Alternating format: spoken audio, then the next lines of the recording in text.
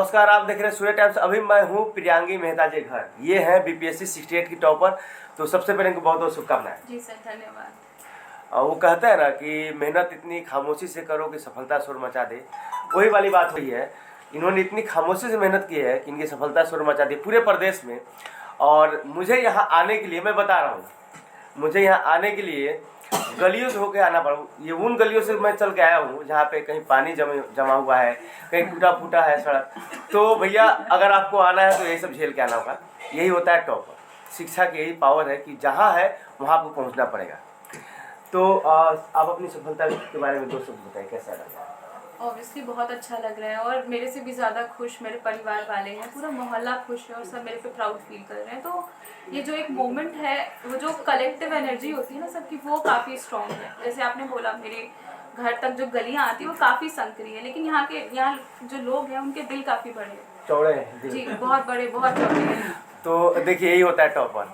शब्दों के जो है ना, सब जाल बना दिए। मैंने एक शब्द बोला, गलियाँ पतली है, संकरी है, इन्होंने उसको कितना अच्छे से लिखा है ना। आंसर राइटिंग पे ही बात करते हैं तो सीधा।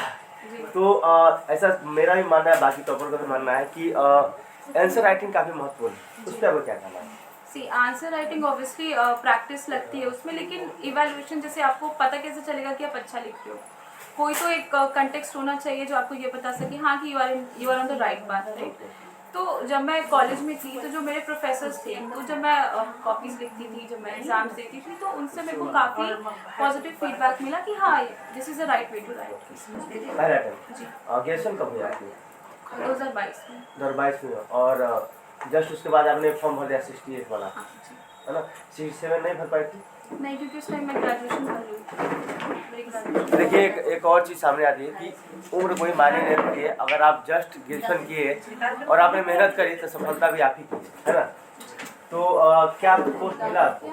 Revenue officer. रेवेन्यू ऑफिसर, राजस्व अधिकारी। चलिए, आपने पढ़ाई कहाँ से करी है? मैंने अपना ग्रेजुएशन बनारस हिंदू यूनिवर्सिटी से 2022 में किया। मेरा ग्रेजुएशन में सब्जेक्ट पॉलिटिकल साइंस ऑनर्स था और मैंने बाकी 12वीं तक की अपनी शिक्षा पटना से ही की। अच्छा, ऐसा मैं देख पा रहा हूँ आपके घर में जो फोटोज है, और आने के बाद पता चला है कि आप 12th टॉपर भी रही है। जी हाँ, 12वीं में इंटर में आज के विषय में मैं पूरे प्रदेश में मेरा दूसरा स्थान था। तो टॉपर ये पहले से भी रही हैं, ठीक है, लेकिन तब जो है बोर्ड की टॉपर थी और आज बीपीएससी की टॉपर है। दोनों में कितना डिफरेंस आप पाते हैं? हाँ, दोनों में डिफरेंस यही होता है कि जो ऑडियंस है जिसको आप प्रेफर करते हो वो बहुत बड़ी हो जाती है। अभी जब मैंने स्टेट टॉप किया था, जो BSCB का था 12th का, तो ठीक है, जो 12th के स्टूडेंट्स होते हैं, उनके पेरेंट्स होते हैं, वही मुझे देखते हैं। लेकिन जब मैंने BPSC टॉप किया तो वो जो ऑडियंस है वो सिर्फ बिहार में नहीं है, वो जो जितनी भी हिंदी बेल्ट्स के जो स्टेट्स हैं वो मुझे देख रहे हैं, और शायद उसके बाद की भी स्टेट्स को पता होगा कि हाँ, इसने BPSC टॉप किया है। आप कितनी इंस्पायर थे किसी टॉपर से, या किससे आप इंस्पायर होते थे पहले? हाँ, मैं एक IAS ऑफिसर है आनंद किशोर सर, जो BSCB के चेयरमैन हैं। तो जब मैं किसी एडमिनिस्ट्रेटर के बारे में सोचती हूँ, ब्यूरोक्रेट के बारे में सोचती हूँ, तो आनंद सर की जो इमेज है वही मेरी आंखों के सामने आती है। तो मैं उनसे काफ़ी ज़्यादा इंस्पायर रही हूँ। ओके, कोई यंग ऑफिसर जिससे आप इंस्पायर हुए? यंग ऑफिसर तो बहुत सारे हैं, जैसे कि अनुदीप दुलू शेट्टी सर।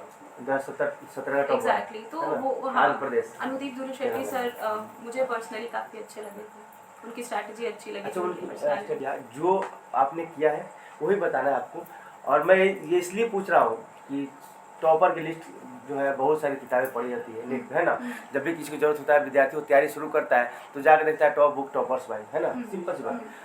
तो क्या प्रियांगी मेहता ने कौन कौन से बुक यूज किए और कैसे यूज किया, वो 2 चीज़ आप हमें बताइए। हाँ, तो जो पहली मेरे लिए जो एकदम मस्ट, एकदम नेसेसरी बुक्स हैं, वो जैसे हिस्ट्री के लिए जो 12th की जो मॉडर्न इंडिया है, ओल्ड वाली, हाँ, वो एकदम मस्ट है। और जो NCERT एंशिएंट इंडिया, जो ओल्ड NCERT, हाँ, मिडिवल आप इग्नोर कर सकते हो, 7 की जो मिडिवल, क्योंकि मिडिवल इतना एक्सटेंसिवली क्वेश्चंस नहीं आते, तो आपको बेसिक में मिडिवल इंडिया आता है, काम चल जाएगा। लेकिन एंशिएंट इंडिया और मॉडर्न इंडिया के लिए आपको ओल्ड NCERT कॉम्प्रिहेंसिवली करनी पड़ेगी।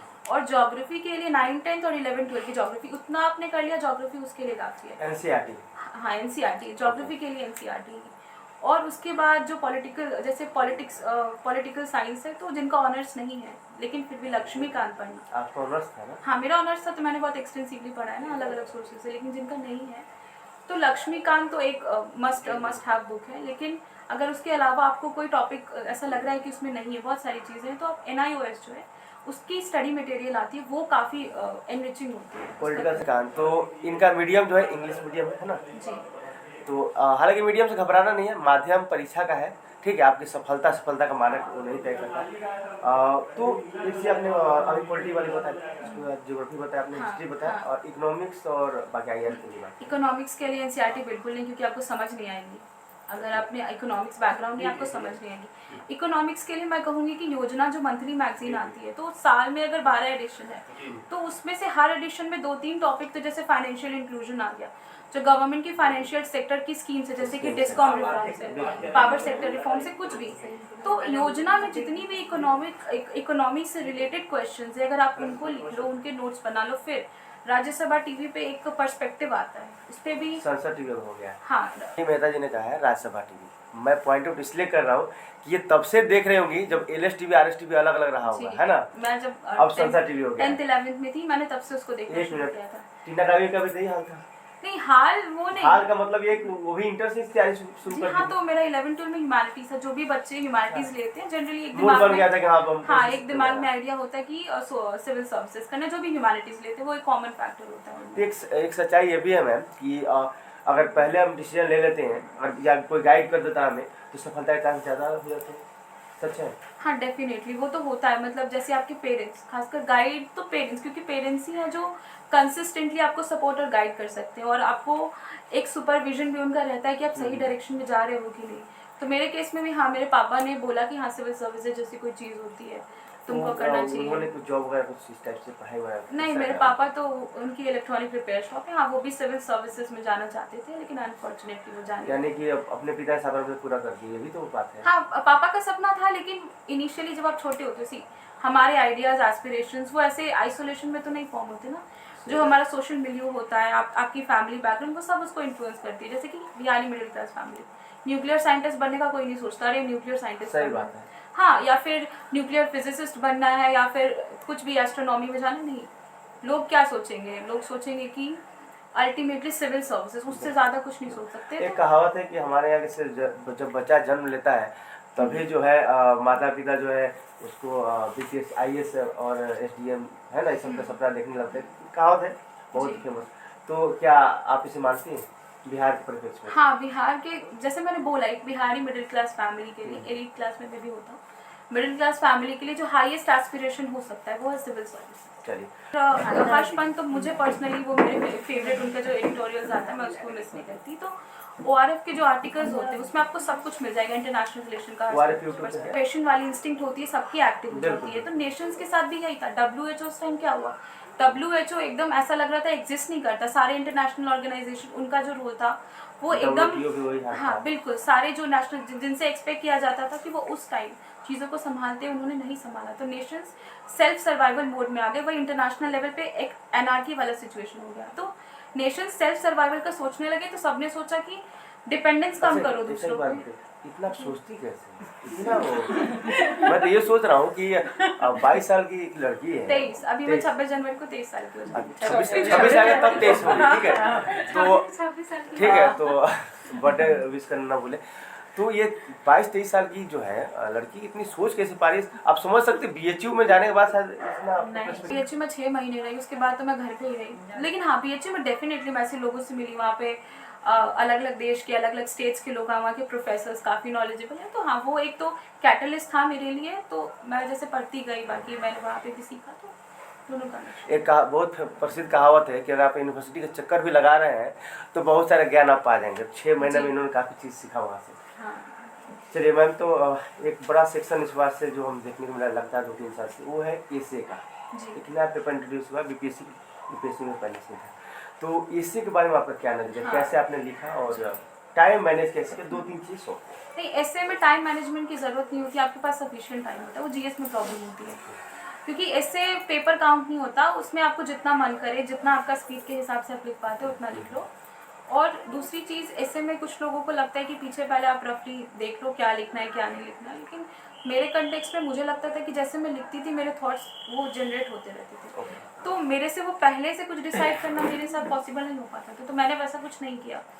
मैंने बस 1 मिनट 5 मिनट सोचा, अच्छा मैं इस पर क्या क्या लिख सकती हूँ, सारे पॉइंट्स मेरे दिमाग में आ गए, तो फिर मैं लिखने बैठती थी, तो वो कॉन्स्टेंटली बैक टू बैक आते रहते थे। वो मछली वाला कंसेप्ट आपने भी यूज़ किया था ना इस राइटिंग में? नहीं, वही तो मैं कह रही हूँ, वो मैंने नहीं किया क्योंकि वो मेरे लिए काम नहीं करता है। जब मैं लिखती हूँ तभी उसी टाइम मेरे Thought थॉट्स process आते हैं। हाँ, वो build होता ट्रेन रहता ऑफ है। थॉट्स वो उसी टाइम बिल्ड होता रहता है। आपने स्टडी के लिए कहीं कोई कोचिंग ज्वाइन किया था? जी नहीं सर। सेल्फ स्टडी है? जी। देखिए, जो बोलते हैं ना गरीब बच्चे हैं, मैं फिर से क्लियर कर रहा हूँ कि हमारे पास संसाधन नहीं है। तो आपके पास संसाधन आज के समय में आपके पास डाटा है क्या मैम? जियो का डाटा है, एयरटेल का डाटा है आपके पास, उसे आप यूज करें। दूसरा बात, अगर कोई चीज़ समझ नहीं आ रहा है तो उसको लिखे, गूगल पर सर्च करना भी आना चाहिए, मुझे लगता है। हाँ, लेकिन बात यह है कि अगर कुछ लोगों को लगता है कि उनको पर्सनल गाइडेंस चाहिए, टीचर की हेल्प चाहिए, तो उसमें कोई बुराई नहीं है, क्योंकि सबका दिमाग एक तरह से नहीं होता है। अगर आपके पास संसाधन है तो आप कोचिंग ज्वाइन करें, उससे क्या कि सफलता थोड़ा सा आसान हो जाती है, गाइडेंस मिल जाता है। नहीं है तो आप यूट्यूब है, गूगल यूज करें। और इनसे भी अगर आप, ये भी मुझे लगता है वॉइस में चैनल बनाएंगे अपना, है ना, या फेसबुक से जहाँ भी किसी को कोई गाइडेंस चाहिए तो प्रियांगी मेहता अगर आप सर्च करें बेस्ट टॉपर्स टाइप से, जब बनाएंगी तो थोड़ा बता दीजिएगा हमें, हम बच्चों को बता देंगे, है ना, तो आप सर्च कर सकते हैं। इसके अलावा कोई और नहीं, आपने सब कुछ किया। सब बताइए अपने। कुछ क्या बताऊँ? इतना फ्रेंडली माहौल है। आप माता जी? आपको कैसा माहौल चाहिए? हॉस्टिलिटी चाहिए? नहीं, हमको ऐसे ही फ्रेंडली चाहिए। आप यहाँ बैठिए, थोड़ा सा मम्मी से बात करते हैं। नमस्कार मैडम, कैसा लग रहा है आपकी बिटिया जो है अफसर बिटिया बन गई है? बिटिया से बहुत ज़्यादा खुशी हो रहा है। और आप इनकी खुशी, इनके चेहरे सब देख सकते हैं। 2 शब्द बोलिए अपनी बेटी के लिए। क्या बोलिए, जो बोल दीजिए, जो मन में है वही बहुत बात। खुशी दी है, बहुत खुशी दी है। सब जगह सब खुशी इनके है, रिश्तेदार लोग, फैमिली आसपास के लोग। वाले लोग आए हैं ना, तो ये इनके पिताजी हैं। हाँ, बैठो। थोड़ा इनसे भी बात करते हैं, आ जाइए। तो चलिए, कैसा लग रहा है सर आपको? आपकी बिटिया अफसर बन गई है, तो उस पर कुछ कहना चाहेंगे? तो बहुत खुशी की बात और अच्छी बात भी है। खुशी तो सर चेहरे से आपकी झलक रही है। 2 शब्द कुछ बोले। तो एक मैं लोगों को यही कहना चाहूँगा कि बिटिया और बेटे में फ़र्क नहीं करें। बिटिया को बेटे मान कर ही पढ़ाइए और अच्छी तरह से पढ़ाइए। आप वैसे क्या काम करते हैं सर? थोड़ा सा ऐसे सर्विस इंजीनियर यानी कंप्यूटर रिपेयरिंग शॉप खोले हुए हैं, बस रिपेयरिंग का यानी मैकेनिक का काम करता हूँ मैं। देखिए, जो लोग बोलते हैं ना कि 2-4 लोग हो जाते हैं गलती से मैकेनिक है या इसके उसके, है ना, तो भैया उससे कुछ नहीं होता। जिसमें प्रतिभा है उसे कोई रोक नहीं सकता। सीधी शब्द आप कुछ कहना चाहेंगे जो आने वाले जो एस्पिरेंट हैं उनके लिए कुछ मोटिवेट? हाँ, मैं यही कहूँगी कि सिविल सेवा होती है वो अपने आप में, उसके लिए बहुत डेडिकेशन और बहुत पेशेंस लगता है। तो अगर आपका मोटिवेटिंग फैक्टर स्ट्रॉन्ग नहीं है तो, और आपको लगता है you don't have that right aptitude and right skill sets to get into the service, तो प्रिपरेशन स्टार्ट करने से पहले थोड़ा सोच लो, क्योंकि वो दलदल है, आप फंसते चले जाओगे। तो सेल्फ असेसमेंट करो before you start the preparation, and once you are into the preparation तो फिर डरो मत, क्योंकि फेजेस आएंगे जहाँ पे लगेगा अरे नहीं होगा, लेकिन जस्ट कीप डूइंग। एक टाइम आएगा जो आपका रिजल्ट